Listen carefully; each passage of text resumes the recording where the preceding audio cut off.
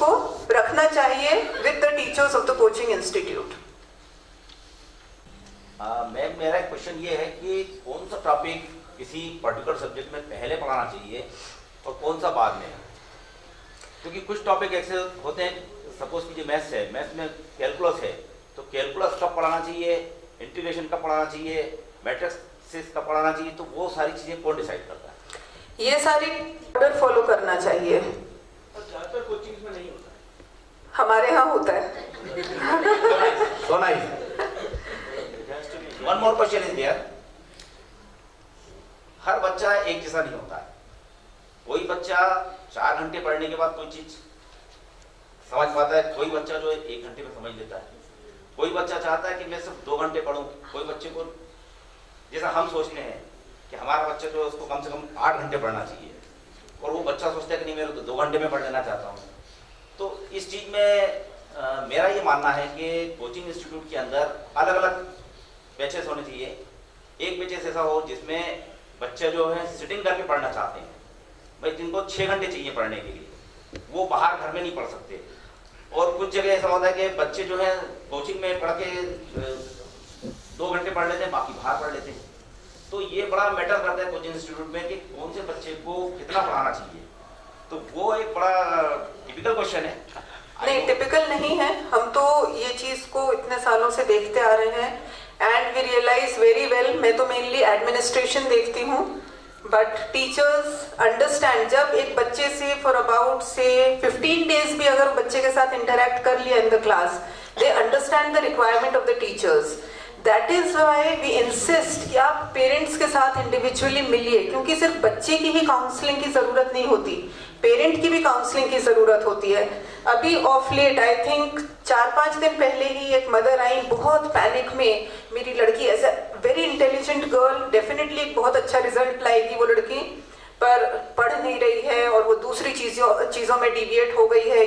भाई बाहर जापान में जॉब करता है, भाई आया हुआ था अभी, तो कुछ उन्होंने अपने तरीके से जो भी CID तो सब करते ही रहते हैं बच्चों की, तो ऐसा कर रही है वैसा कर रही है। एनीवे उनका फोन आया, तो मैंने sir was in class at that time and he was to go to that girls class after the break. So during the break I informed sir this is the case, इस लड़की की counselling करनी है। Anyway sir का अपना तरीका है, अपना एक्सपीरियंस है and he watched that girl in class. कुछ भी नहीं बोला सर ने, कुछ बोला नहीं कि तुम्हारी मदर का फोन आया था, कुछ भी। He kept asking her. Normally अगर 3 क्वेश्चन पूछते होंगे तो उस दिन उससे 10 क्वेश्चन पूछे क्लास में, and she answered major out of those about 6-7 she was able to answer. So sir realize कि इतनी कोई भारी प्रॉब्लम नहीं है, मदर ने कोई एक छोटी चीज नोटिस कर ली होगी जिससे वो एकदम घबरा गई हैं। वो उन्होंने लड़की को मूवी डाउनलोड करते हुए देख लिया था कि वो मूवी देख रही है, तो वो इससे इतना पैनिक कर रही हैं। तो एक चीज के पीछे अब अगर हम बच्चे के पीछे पड़ जाएंगे तो बच्चा भी डिमोटिवेट होता है, जिद में भी आ जाता है। मैं एक चीज बताना चाहूंगी, ये चीज मैं एक्चुअली एंड में बोलना चाह रही थी। अनिल सर का जैसे अभी मैम ने बताया, सब जानते हैं this is his 26th year into teaching. तो अभी क्या हो रहा है कि जो सब बच्चों को पढ़ा चुके हैं उनके बच्चे भी आ रहे हैं सर के पास पढ़ने। तो अब जब उनको अपने बच्चों से प्रॉब्लम होती है, एज अ पेरेंट वो अपने बच्चों से उनको प्रॉब्लम हो रही है। Sir has seen these parents as teenagers कि वो अपने टाइम में कैसे थे, और आज जब उनका बच्चा एक टीनेजर बन के आया है तो अब उनकी कितनी एक्सपेक्टेशन, अनरियलिस्टिक एक्सपेक्टेशन हो गई है बच्चे से। तो हमारा ये सजेशन है कि बच्चों को भी अगर कई बार दिक्कत लगती है, ये होता है, हमने बहुत केसेस में देखा है कि पेरेंट्स को लगता है बस बुक के साथ बैठे रहो, पढ़ते रहो। हर बच्चे की अपनी नीड होती है। It is always better to discuss with the teacher कि मेरा बच्चा, you inform the time table. Sir तो रात को 1:30, 2-2, 2:30 बजे तक SMS पे और WhatsApp पे बच्चों के टच में रहते हैं। उनका यही कंसर्न है, तुम शाम को दिन के एंड में अपना टाइम टेबल जो भी तुमने दिन में किया है मुझे एक बार SMS कर दो या WhatsApp कर दो। I will analyse, I will tell you, rather than 1 महीना 2 महीने बाद हम फिर प्रोग्रेस एनालाइज कर रहे हैं। अब तक टाइम तो निकल गया। डेली का अगर पता चलेगा तो हमें मालूम है आज ये गलती हो गई, कल हमें इसे नहीं करना है, कल ये चीज करनी है। सो कांस्टेंट इंटरैक्शन बहुत जरूरी है, इससे ये प्रॉब्लम एलिमिनेट हो जाएगा। अगर हमें कहीं लग रहा है, rather than being after the child, it is better always to consult the teacher who is mentoring the child कि बच्चा इतनी देर पढ़ रहा है, इज दैट सफिशिएंट। कई बच्चों को होता है, हमारे यहाँ 2012 में थी तो में एक स्टूडेंट ने पास किया, Vrinda Kumar, she is doing AIIMS, from AIIMS Bhopal she is doing her degree and she was with us from 9th में मैं मैथ्स पढ़ाती थी। I taught her in 9th and 10th। तो मुझे तभी लगा बहुत इंटेलिजेंट बच्ची है। 11th में आके बोलती है मुझे तो फिजिक्स यहाँ नहीं पढ़ना, हमारे वहाँ पे मोहल्ले में एक टीचर है बहुत अच्छा पढ़ाते हैं, फिजिक्स मैं वहाँ पढ़ूंगी और बाकी सब मैं यहाँ पढ़ूंगी। ठीक है, आई कॉल्ड हर, क्या बात है? तो कहती है नहीं मुझे वहाँ समझ आ रहा है। देन उसकी फिर काउंसलिंग की गई कि समझ आना एक अलग बात है और एग्जाम की तैयारी के लिए is that sufficient is a different thing. तो कहती है मेरे से इतनी मेहनत नहीं हो पाएगी, वो मेहनत से डर रही थी। Gradually anyway she joined all the subjects here. Gradually धीरे धीरे करके थोड़ी देर पढ़ूंगी, इससे ज्यादा नहीं पढ़ूंगी। एनीवे सर केप्ट गाइडिंग हर। कुछ बच्चे होते हैं जिनको अपन आराम से दिखता है देव गॉट द कैपेबिलिटी, पर अभी विल पावर इतनी स्ट्रांग नहीं है, वो डेवलप करते हैं बच्चों के अंदर and individually. And I am very lucky that way कि हमारी टीम भी उस मामले में बहुत अच्छी है। कई बार ऐसा होता है कि नहीं जब तक हम नहीं बोलेंगे तो कोई काम नहीं करेंगे। आई थिंक टीचर्स, जैसे सर के पास SMS आते हैं वैसे टीचर्स के पास भी आते हैं और सब रिप्लाई करते हैं। ऑल द स्टूडेंट्स, कुछ हमारे सिलेक्टेड स्टूडेंट्स बैठे हैं यहाँ पे, they will all agree to what I am saying कि एक टीचर के साथ कांस्टेंट टच में रहना, और पेरेंट को कोई डाउट है तो आप टीचर से क्लैरिफाई करिए, क्योंकि हमने, आप लोगों ने वो जमाना देखा है पुराना, हम कॉन्स्टेंटली इसको चेंज होते हुए देख रहे हैं। हमें आज की नीड मालूम है क्या है, बच्चे का टेम्परामेंट हम समझ जाते हैं। बच्चा हमारे सामने बहुत ओपन रहता है, कई बार पेरेंट से बहुत डरा हुआ रहता है। 2 लड़कियां आई थी कुछ दिन पहले, एक एक्स्ट्रा क्लास की कोचिंग में, रास्ते में एक्सीडेंट हो गया। अब आई कोचिंग में, जीन्स फटी हुई, खून बह रहा, तो हॉस्पिटल ले चलते हैं। नहीं नहीं घर पे पर फोन मत करना, घर पे डांट पड़ेगी।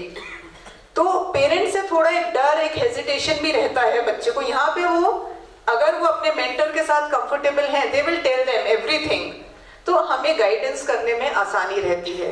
और पेरेंट्स टच में रहे तो पेरेंट को भी वो गाइडेंस की जरूरत होती है कि आप इतना पीछे पढ़िए या इतना पीछे मत पढ़िए।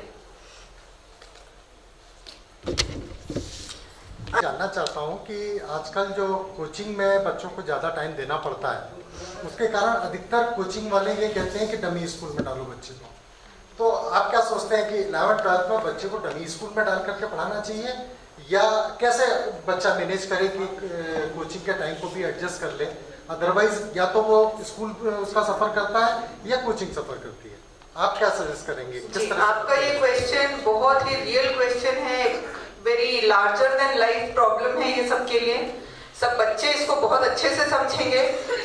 हमारे यहाँ इसीलिए हम जो यही सब चीजें देखते हुए इवॉल्व करने में टाइम लगता है, इसीलिए हमने बताया कि 9th-10th में only 3 days coaching, then 11th में ओनली 4 days। तो आपको 3 दिन अपने लिए मिल गए पूरे, जिसमें आप स्कूल का काम भी कर सकते हैं। 3 दिन वो जरूर टफ जाएंगे, जाते हैं, हर किसी को करना पड़ेगा, अपना सिस्टम ऐसा है इंडिया में, we can not help it.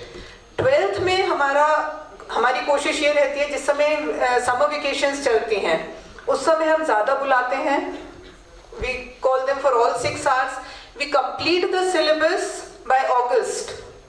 12th class का सिलेबस हम अगस्त में, इस साल हमने किया है, 12th क्लास का सिलेबस हम अगस्त में कंप्लीट कर देते हैं।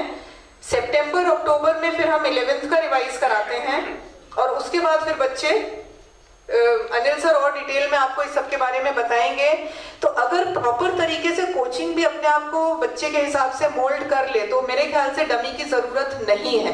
जरूरत नहीं है, आपको थोड़ा कंफर्ट चाहिए तो yes there is a trend, I will accept, बच्चे ज्वाइन करते हैं डमी स्कूल, पर उससे उनकी लाइफ थोड़ी कंफर्टेबल। पर डमी भी वही बच्चा करे अगर वो बहुत सिंसियर है, बहुत सीरियस है, नहीं तो वो सोता रह जाएगा, मस्ती करता रह जाएगा। तो that is not a necessity. अगर आपको थोड़ा सा कंफर्ट जोन में रह के पढ़ाई करनी है then you can do that. Otherwise हमारे यहाँ जो सिस्टम है वो ऐसा सिस्टम है, आई थिंक जो हमारे एक स्टूडेंट्स बैठे हैं वो अग्री करेंगे, उससे बहुत कंफर्टेबल हो जाती हैं चीजें। कि आपने छुट्टियों में बहुत ज्यादा पढ़ाई कर ली, अगस्त तक आके ठीक है, थोड़ा सा टफ जरूर रहा। आई थिंक जून, आधा जून में खुल जाते हैं स्कूल्स, 20-22 जून के आसपास। जून, जुलाई, अगस्त में आपका यहाँ सिलेबस खत्म हो गया। उसके बाद हम थोड़ी रिड्यूस कर देते हैं। जब हम 11th का रिवीजन कराते हैं तो क्लासेस रिड्यूस कर देते हैं। फिर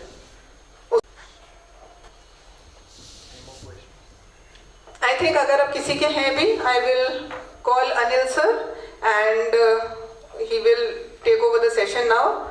सर को बुलाने से पहले मैं सर के बारे में एक ही चीज बताना चाहूंगी। सर का जो जज्बा है, सर को जितने साल हो गए पढ़ाते हुए, मतलब कुछ फैमिलीज तो ऐसी हैं, आई डोंट नो, और काफी फैमिलीज हैं जिनकी सेकेंड जनरेशन अब आ रही है।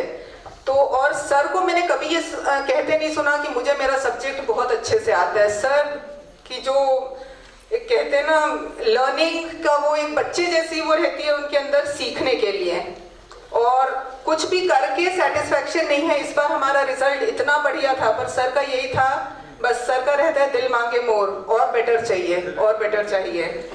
तो सर के लिए मैं कुछ पंक्तियां कहना चाहूंगी जो उनके जज्बे को डिस्क्राइब करती है। इस बाज की अभी असली उड़ान बाकी है,